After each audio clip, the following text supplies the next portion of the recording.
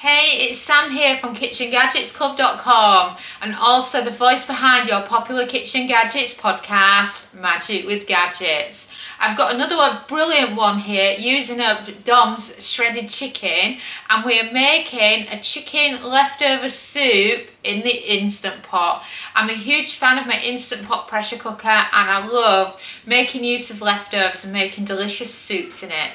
So, should we make a chicken soup? First, let me explain to you who we are. If you're new around here, my name is Sam and I've been teaching people how to cook smart with just kitchen gadgets for over 10 years. In fact, we don't even have an oven or hob in our kitchen.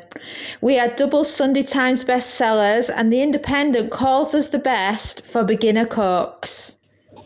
But because we've been creating videos for a while, we've ended up with more than 1,500 recipe videos on our YouTube channel.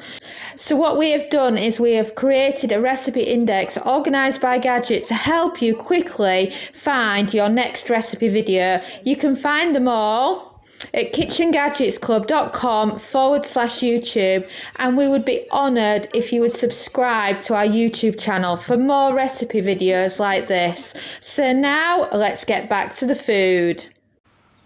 So what ingredients are we going to use then? That's the question, because there's so many different takes on a chicken and vegetable soup, isn't there?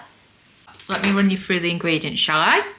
So I've got this big plate here and I've done some prep. So what I've done is I've done this as a big clear out.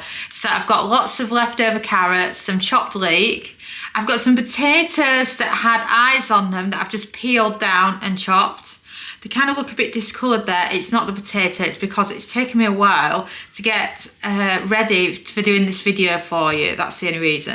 And then I've chopped up about 3 or 4 little shallots there as well. So it's all perfect now to be loading into your Instant Pot. I'm not going to... and after you've added in your vegetables, you can add in your stock. I've just loaded a load of stock into a jug and I haven't measured it, so I will measure it for you so you know how much is actually in it. So just give the veg a good mix round. So there you can see a nice mixture going on.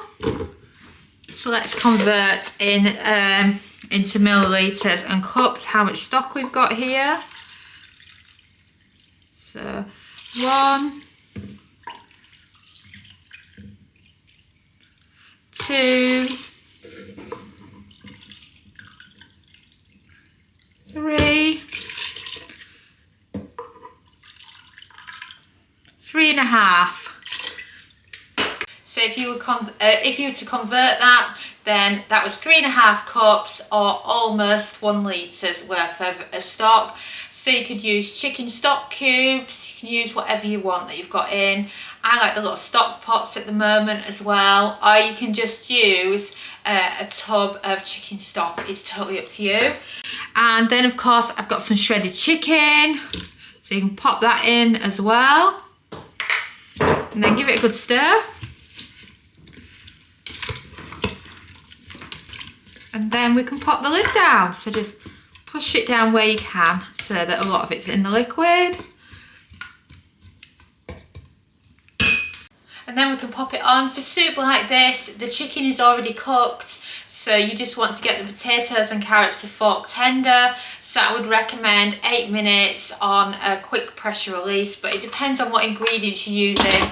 I would say take it up to 12 minutes if your chicken is uncooked and of a similar size. So now to get pressure cooking, you're looking for pressing the pressure cook button or manual, depending which one you have. And then we're setting the cooking time for 8 minutes, and then we're going to wait for the beep.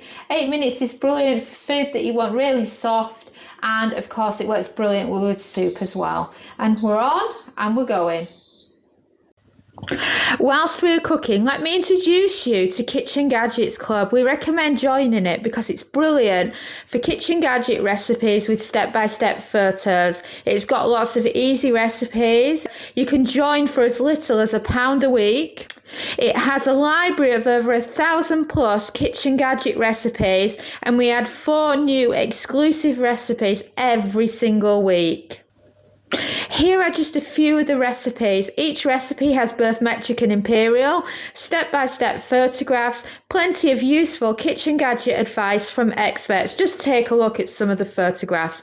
And of course, you can join by heading to KitchenGadgetsClub.com/join. And now, shall we get back to the food? We have beeped, we have done our delayed release, or you could call it a delayed natural release, but we all have different names for it, don't we? So now, let's release the remaining pressure. So, finger there.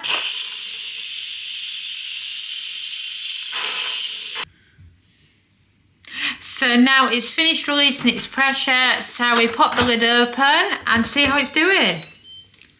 What I love about the Instant Pot is the way that you can just put the handle on like that. And then important, make sure you press cancel because otherwise it'll carry on staying warm. And then I'm just going to wait for the steam to disappear for a minute so that you can see it. And then take a look at that lovely soup so far. So then you can give it a good stir. You can add in your seasonings. So I've got some salt going in, some pepper, some dried parsley, some dried thyme, and I've also got some chicken seasoning.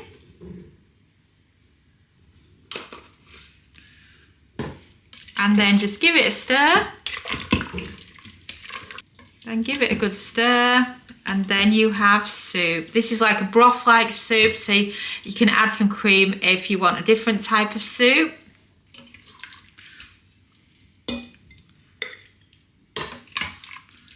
Oh, and look at this chicken. Doesn't it look lovely? And then, of course, get some more of that lovely broth. Oh,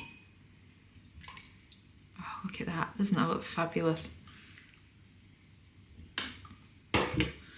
Oh yes, now you're talking. Chicken soup in an instant. So just think you could do this with any of your leftover meat. It's a great way to use up your leftover roast beef, your roast turkey at Christmas time, even some pork. And if you're doing some pork, I would also add in a bit of apple as well. And you can also sub some of the stock for some cider or some apple juice if you're doing a pork based one. But it's also a great way for if you've got yourself loads of leftover chicken and you want a quick use for it. And when it's the colder months of the year, it's so nice to have a chicken broth style soup to tuck into for dinner. Thanks for watching, and now you've seen a glimpse into our ovenless world. And of course, if you like this video, don't forget to subscribe to our YouTube channel. This is what I call one of our step-by-step instruction videos. If you would rather have short and sweet, don't forget to check out our shorts. And don't forget to follow us on Facebook, TikTok and Instagram. And if you want to find videos quickly, if you head over to KitchenGadgetsClub.com/YouTube, you can see an A to Z list of all our YouTube videos, so you can find videos by Kitchen Gadget. And I'll see you again soon.